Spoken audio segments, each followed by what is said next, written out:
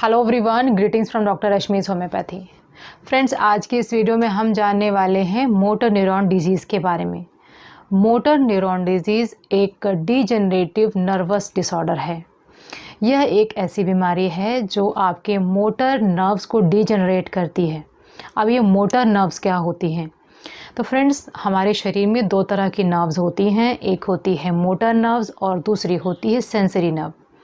जो motor nerves होती है वो हमारे मसल्स में जा कर के उसको स्टिमुलेट करती है। जो भी हमारे ब्रेन का सिग्नल होता है वो हमारे मसल्स को देती है और हम जो चाहते हैं वो मसल्स के थ्रू कर पाते हैं। अगर वो सिग्नल मसल्स को नहीं मिलेगा तो मसल्स किसी काम की नहीं रहेंगी। यही होता है इस बीमारी में। इस बीमारी में जो सिग्नल ब्रेन से मसल को मिलना चाहिए वो कहीं ना कहीं रुक जाता है, वो कहीं ना कहीं डिस्टर्ब हो जाता है, क्योंकि जो नर्व्स होती है वही डीजनरेट होने लगती हैं। तो फ्रेंड्स, हमारे शरीर में दो तरह की नर्व्स होती हैं। एक होती है अपर मोटर और दूसरी होती है लोअर मोटर। जो अपर मोटर न्यूरॉन्स होती हैं वो ब्रेन से सिग्नल्स को लेकर के आपके स्पाइनल कॉर्ड तक लेके आती हैं। जो लोअर मोटर होती है वो आपके स्पाइनल कॉर्ड से सिग्नल्स को लेकर के मसल्स तक जाती हैं। तो ये दोनों तरह की जो मोटर नर्व्स होती हैं यही हमारे मसल्स को सिग्नल देती हैं और हम अपना काम कर पाते हैं। अब मोटर न्यूरॉन डिजीज़ में क्या होता है?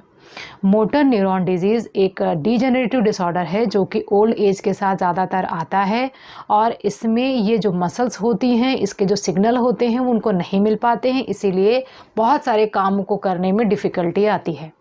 सबसे पहले पेशेंट को मूवमेंट करने में, बात करने में, कुछ खाने में, स्वेलो करने में, सांस लेने में, इन सारी चीज़ों में प्रॉब्लम आ सकती है।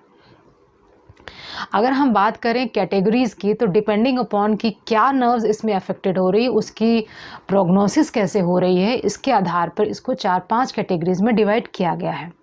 सबसे कॉमन जो मोटर न्यूरॉन डिजीज़ होता है वो होता है ALS, एमाइलोट्रोफिक लेटरल स्क्लेरोसिस। ये जो बीमारी होती है, एक बहुत ही फेमस जो पर्सन थे स्टीफन हॉकिंस, उनको भी ये बीमारी थी। और इस बीमारी के अंदर हमारे दोनों नर्व्स, अपर मोटर न्यूरॉन और लोअर मोटर न्यूरॉन, दोनों ही अफेक्टेड होते हैं। और ये एक फैटल कंडीशन होती है।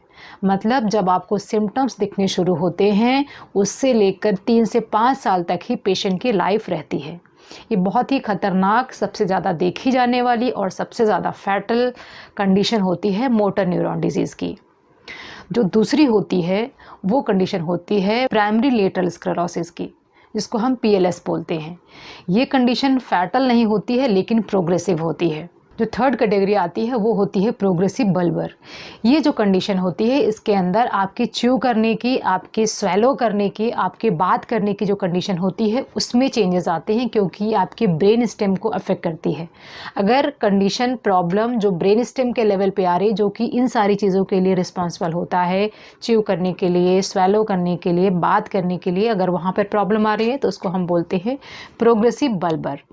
इसके बाद नेक्स्ट कैटेगरी आती है प्रोग्रेसिव मस्कुलर। इसके अंदर जो कंडीशन आती है, धीरे धीरे करके आपकी जो मसल्स होती है उसमें लॉस होता रहता है। जो एक और कैटेगरी आती है उसमें हम बोलते हैं स्पाइनल मस्कुलर एट्रोफी। इसके अंदर जो बच्चों के अंदर जो ज़्यादा देखे जाते हैं वो होता है स्पाइनल मस्कुलर एट्रोफी। जो 4-5 कैटेगरीज़ हैं, लेकिन सबसे ज़्यादा और सबसे कॉमन कैटेगरी ALS की होती है, और ये कंडीशन काफ़ी फैटल होती है। अब हम बात करते हैं मोटर न्यूरॉन डिजीज़ को कैसे समझेंगे, कि क्या क्या शुरुआती लक्षण आएंगे, क्या बीच में लक्षण आएंगे और क्या क्या एडवांस केसेस में इसके लक्षण आते हैं। तो मोटर न्यूरॉन डिजीज़ में स्टार्टिंग में सबसे पहले आपको वीकनेस फील होगी। आपको हाथों पैरों में ऐसे लगेगा पूरी ताकत आप नहीं लगा पा रहे हैं। कुछ कैप को खोलना है, कोई चीज़ होल्ड करना है, कोई चीज़ वज़न उठाना है, कोई भी चीज़ आपको करनी है, वहाँ पर आपको वीकनेस महसूस होगी। ज़्यादा देर बात करने में आप थक जाएंगे, सांस लेने में आपको तकलीफ़ हो सकती है, और बहुत ज़्यादा फटीग, बहुत ज़्यादा लिथार्जी आपको स्टार्टिंग के स्टेज में महसूस हो सकती है। उसके बाद दूसरी थोड़ी सी और एडवांस स्टेज होती है, तो वहाँ पर आपको मसल्स में क्रैम्प्स आने शुरू हो सकते हैं। पहले आपको सिर्फ वीकनेस लग रही थी, बाद में आपको दर्द होना शुरू हो सकता है, क्रैम्प्स आना शुरू हो सकता है, शॉर्टनेस ऑफ ब्रेथ हो सकती है, या डिफ़िकल्टी इन ब्रीदिंग हो सकती है, क्योंकि रेस्पिरेटरी मसल्स में वीकनेस आ रही होती है। धीरे धीरे करके आपको ये जो और जो अलग जो प्रॉब्लम्स होती हैं, स्वेलो करने की प्रॉब्लम, बात करने की प्रॉब्लम, इसमें ज़्यादा डिफ़िकल्टी आने लगती है। इससे अधिक अगर केस एडवांस होता है तो उस केस में आपको पैरालिसिस के सिम्टम्स आने शुरू हो सकते हैं। पूरी तरह से आपकी मूवमेंट बंद हो सकती है, पूरी तरह से बात करने में डिफ़िकल्टी आ सकती है, फेस में अलग अलग तरह के ट्विचिंग आ सकती हैं, आपको स्वेलो करने में बहुत डिफ़िकल्टी आ सकती है, खाना गलत डायरेक्शन में जा सकता है और दूसरे तरह के और इश्यूज़ भी आ सकते हैं। आपको बैलेंस में प्रॉब्लम आ सकती है, आपको मसल्स में श्रिंकेज आ सकती है, मसल्स आपकी कमज़ोर हो सकती हैं और धीरे धीरे करके आपको पूरी तरह से ये जो बीमारी है वो हावी हो जाती है, क्योंकि ये लगातार बढ़ती हुई बीमारी है, ये नर्व्स पे काम करती है और ये कई बार फैटल भी होती है। फ्रेंड्स, ये जो MND होता है इसका असर आपके सेंसरी नर्व्स पे नहीं होता है। There is a lot of confusion कि वहाँ पर जिनको MND की प्रॉब्लम होती है उनको दिखने में, उनको सुनने में, उनको महसूस करने में, उनको स्मेल लेने में भी डिफ़िकल्टी होती है, बट ऐसा नहीं होता है। सिर्फ़ और सिर्फ आपकी मोटर नर्व्स ही अफेक्टेड होती हैं। Sensory nerves are perfectly fine, पूरी तरह से पेशेंट को सब कुछ बिल्कुल पता लगता है, सेंसर्स उसके बिल्कुल क्लियर होते हैं। सिर्फ मोटर नर्व्स यानी मसल से रिलेटेड जो नर्व्स होती हैं उसमें ही प्रॉब्लम आती है। अब हम बात करते हैं कि इसकी जो प्रोग्नोसिस होती है वो क्या होती है।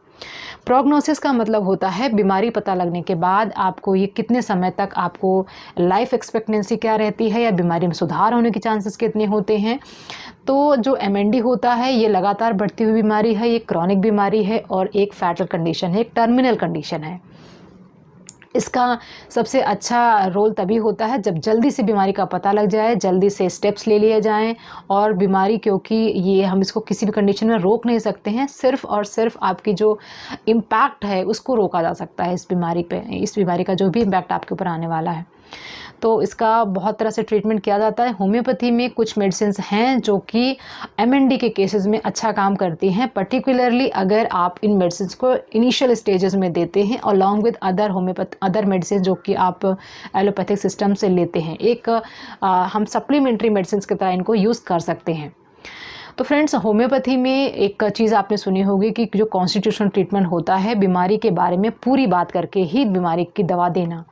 सिर्फ MND के लिए दवा दे देना कोई ऐसी पर्टिकुलर दवा नहीं होती है कि MND की यही दवा होती है। अगर पेशेंट से बात की जाए, पेशेंट को किस तरह के सिम्टम्स आ रहे हैं, कितने समय से सिम्टम्स हैं, यह बीमारी अचानक शुरू हुई है या परिवार में कभी किसी को रही है, उसकी मानसिक स्थिति कैसी है और वो बीमारी को कैसे देखता है, कितनी सीवियरिटी में सिम्टम्स आए हैं, पेशेंट की उम्र क्या है, इन सारी बातों को ध्यान में रखकर जो हम दवा देते हैं उसको हम कॉन्स्टिट्यूशनल दवा बोलते हैं। सिर्फ और सिर्फ यही दवा है जो MND के लिए है। इसके पहले भी मैंने बहुत सारी वीडियोस बनाई हैं जो कि नर्वस सिस्टम से रिलेटेड हैं, जैसे कि सेरेब्रल पाल्सी के ऊपर वीडियो है मेरी, मोटर न्यूरॉन के ऊपर वीडियो है, मल्टीपल स्क्लेरोसिस के ऊपर वीडियो है, हाइड्रोसिफिलिस के ऊपर वीडियो है। ये जितनी भी कंडीशंस होती हैं इसमें कोई भी दवा ऐसी नहीं होती है कि जिसमें हमने एक दवा आपको बता दी और वही दवा सब लोग ले रहे हैं। नो, सब लोगों के लिए अलग अलग दवा होती है, वही होती है कॉन्स्टिट्यूशन ट्रीटमेंट। यहाँ पर मैं कुछ अपनी एडिशनल मेडिसिन के बारे में आपसे बताने वाली हूँ जो कि आप कॉन्स्टिट्यूशन मेडिसिन के साथ में ऐड ज़रूर कर सकते हैं, लेकिन कॉन्स्टिट्यूशन मेडिसिन का कोई एडिशनल, कोई उसका रिप्लेसमेंट नहीं हो सकता है। आपकी कॉन्स्टिट्यूशन दवा डिसाइड हो गई, उसके बाद इन दवाइयों में से जो आप मैं बताने जा रही हूँ उसमें से कोई भी दवा अपने सिम्टम के हिसाब से ले सकते हैं, जो कि आपको आपके MND के होने वाले जो सिम्टम्स होते हैं उससे निकलने में काफ़ी ज़्यादा हेल्पफुल होते हैं। सबसे पहली दवा जो हम MND के केसेस में देते हैं वो है प्लम्बम मेटालिकम। जो प्लम्बम मेटालिकम दवा होती है, it is acting particularly on a group of muscles. तो एक सिंगल मसल अगर आपकी वीक हो रही है, चाहे आपको बोलने में तकलीफ हो रही है, चाहे आपको पलकें बार बार झुक जाती हैं, चाहे कोई भी कंडीशन जहाँ पे particular group of muscle affected हो रही है, वहाँ पर हम प्लम्बम मेटालिकम को देते हैं। प्लम्बम मेटालिकम को भी हम हायर पोटेंसी में दे सकते हैं और इसको हम लंबे ड्यूरेशन तक देना होता है और इसकी रेपिटेशन भी देर तक होती है, क्योंकि ये एक मेटल किंगडम से आने वाली दवा है। हर रोज़ दिन में 2 बार 4 बार इसको नहीं लिया जा सकता है, इसको हम हफ्ते में 1 बार, हफ्ते में 2 बार ही दे सकते हैं। तो प्लम्बम मेटालिकम को 200 पोटेंसी में लिया जा सकता है अगर एक पर्टिकुलर ग्रुप ऑफ मसल में वीकनेस आ रही है, आप पर्टिकुलर उस पार्ट का काम नहीं कर पा रहे हैं, या आप च्यू नहीं कर पा रहे, आप स्वेलो नहीं कर पा रहे हैं, आपकी आइज़ में वीकनेस आ रही है, ऐसे कुछ अगर सिम्टम्स आपको मिलते हैं, वहाँ पर आप प्लम्बम मेटालिकम को ले सकते हैं। नेक्स्ट दवा जो हम देते हैं वो है कॉस्टिकम। तो फ्रेंड्स कॉस्टिकम मेडिसिन वहाँ पर दी जाती है जहाँ पर पेशेंट को MND के कारण चलने फिरने में तकलीफ़ हो रही है, उसका जो गेट है, उसका जो बैलेंस है वो बिगड़ गया है, वो चल नहीं सकता, वो डिसबैलेंस हो जाता है, गिर जाता है, या उसको थोड़ा सा बेंड होकर के चलना पड़ता है, मसल्स में बहुत ज़्यादा ट्विचिंग होती है। ऐसे सिम्टम्स अगर दिखते हैं तो वहाँ पर हम कॉस्टिकम देते हैं। कॉस्टिकम का काम ही मेनली मसल्स पर होता है, मसल्स से रिलेटेड जो भी इश्यूज़ होते हैं वहाँ पर मसल्स को स्ट्रेंथ देने के लिए ये दवा बहुत उपयोगी है। तो अगेन कॉस्टिकम को भी 200 पोटेंसी में लिया जाना चाहिए। फ्रेंड्स नेक्स्ट जो दवा आती है वो है जेलसीमियम। जेलसीमियम को हम किंग ऑफ पैरालिसिस बोलते हैं। हर तरह की पैरालिसिस में, हर तरह के नर्वस डिसऑर्डर में जहाँ पर मसल्स और नर्व्स का काम होता है वहाँ पर हम जेलसीमियम देते हैं। जेलसीमियम का जो सिम्टम होता है वो ट्विचिंग ट्रेमलिंग टाइप का सिम्टम्स होता है, ट्रेमलिंग होने लगता है, ट्विचिंग होने लगता है। तो किसी भी तरह के जो नर्वस वीकनेस आती है उन केसेस में हम जेलसीमियम दे सकते हैं। तो जेलसीमियम को भी हम 30 पोटेंसी से लेकर 200 पोटेंसी तक depending upon the symptoms, depending upon the age of the patient इसको दिया जा सकता है। नेक्स्ट एक दवा आती है ओपियम। ओपियम को हम तब दे सकते हैं अगर आपको फेशियल ट्विचिंग हो रही है, फेस पे अलग अलग एक्सप्रेशंस आ रहे हैं, अलग अलग ट्विचिंग हो रही है, अपने फेस के एक्सप्रेशंस को आप कंट्रोल नहीं कर पा रहे हैं, वहाँ पर हम ओपियम दे सकते हैं। नेक्स्ट एक दवा आती है ग्वाको। तो फ्रेंड्स ग्वाको को हमको ये बहुत ही ज़्यादा रेडली अवेलेबल मेडिसिन नहीं है, लेकिन अगर ये मेडिसिन आपको मिल जाती है तो उन सिम्टम्स में काम आ सकती है जहाँ पर आपको हैवीनेस ऑफ टंग लगता है, बहुत भारी हो गई है, आपको बोलने में तकलीफ़ होती है, आपको एक वर्ड्स निकालने में तकलीफ़ होती है, वहाँ पर इसको दिया जा सकता है। एक और दवा है फ्रेंड्स कोनियम। कोनियम को दिया जाना है अगर आपको स्वेलो करने में प्रॉब्लम हो रही है, क्योंकि इसमें स्वेलो करने में MND में प्रॉब्लम होती है, एक इसका कार्डिनल सिम्टम होता है। तो अगर आपको खाना फूड पाइप की जगह विंड पाइप में चला जाता है जिससे चोकिंग होने के चांसेस हो सकते हैं, वहाँ पर आप कोनियम ले सकते हैं। कोनियम को भी आप हायर पोटेंसी में 200 या 1 m में ले सकते हैं। नेक्स्ट एक बहुत ही इंपॉर्टेंट मेडिसिन के बारे में आपको बताने जा रही हूँ जो MND के लिए होम्योपैथी की सबसे बेस्ट दवाई है, वो है इंडिगो। इंडिगो दिया जाता है जहाँ पर मसल लॉस बहुत ज़्यादा हो रहा हो, पेशेंट बहुत वीक हो चुका हो, उसके जो स्कैपुलाज हैं यानी कि जो पीठ की जो हड्डी है वो बिल्कुल दिखने लग गई हो, जो थेनर और हाइपोथेनर मसल्स हैं उसमें जो है वीकनेस आ गई, बिल्कुल फ्लैट हो जाते हों। अपना हाथ आप देखेंगे तो ये थोड़ा स्वेलिंग, थोड़ा सा फूला हुआ पार्ट रहता है, ये फ्लैट रहता है, लेकिन अगर ये बिल्कुल वैसे ही फ्लैट हो जाते हैं तो उन केसेस में हम इसको दे सकते हैं। इसके अलावा इसमें जो भी तकलीफ़ें पेशेंट की होती है, वीकनेस एक्सट्रीमिटीज़ में होती है, थाइज़ में पेन होता है, शैटिका लाइक पेन होता है, जैसे लगता है पेशेंट बिल्कुल चल फिर नहीं सकता है, और वीकनेस बहुत ज़्यादा है और मसल वेस्टिंग बहुत ज़्यादा है, लेकिन पेशेंट को आराम मिलता है अगर वो स्टूल पास करता है, अगर वो गैस पास करता है। ये एक बहुत ही इंपॉर्टेंट कार्डिनल सिम्टम है इंडिगो का। इंडिगो को हम देते हैं मोटर न्यूरॉन डिजीज़ में जहाँ पर मोटर डिजनरेशन हो रही है, नर्व्स की डिजनरेशन हो रही है, लेकिन जो भी दर्द हैं, जो भी तकलीफ़ें हैं, जो भी पेन है, वो सारे थोड़ी देर के लिए पेशेंट को आराम मिल जाता है जब वो स्टूल पास कर लेता है। इस मेडिसिन को आपको मदर टिंचर फॉर्म में लेना है, और मदर टिंचर फॉर्म में लेने के लिए आपको इसकी 5-5 बूंदे या 10-10 बूंदे आधे कप पानी में दिन में 3 बार 3 से लेकर 6 महीने तक आपको इस दवा को लेना है, क्योंकि ये क्रॉनिक डिजीज़ है। 15 दिन, 20 दिन, 1 महीने में कोई भी रिजल्ट इसमें नहीं आते हैं, तो आपको लंबे समय तक इस दवा को लेना है अगर आपको इससे आराम मिल रहा है और ये सारे सिम्टम्स आपसे मैच होते हैं। तो अगेन फ्रेंड्स, ये जो मैंने मेडिसिन बताई हैं पर्टिकुलरली सिम्टोमेटिक मेडिसिन बताई हैं, लेकिन जो बेस्ट मेडिसिन है वो आपके लिए कॉन्स्टिट्यूशनल रहेगी, जो कि किसी भी डॉक्टर से मिलकर के अपने सिम्टम्स बता करके आप MND के लिए ले सकते हैं।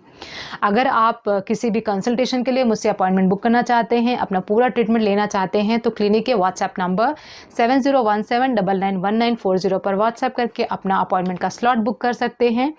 और अगर आप मुझसे बात करना चाहते हैं, कोई भी डाउट्स हैं, कोई भी क्वेरीज हैं, कुछ भी आप पूछना चाहते हैं अपने हेल्थ से रिलेटेड, तो कॉल मी फॉर ऐप का यूज़ कर सकते हैं, जिसकी बाकी की डिटेल्स डिस्क्रिप्शन में दी हुई हैं, जहां पर आप मुझसे डायरेक्टली बात कर सकते हैं बिना किसी अपॉइंटमेंट के।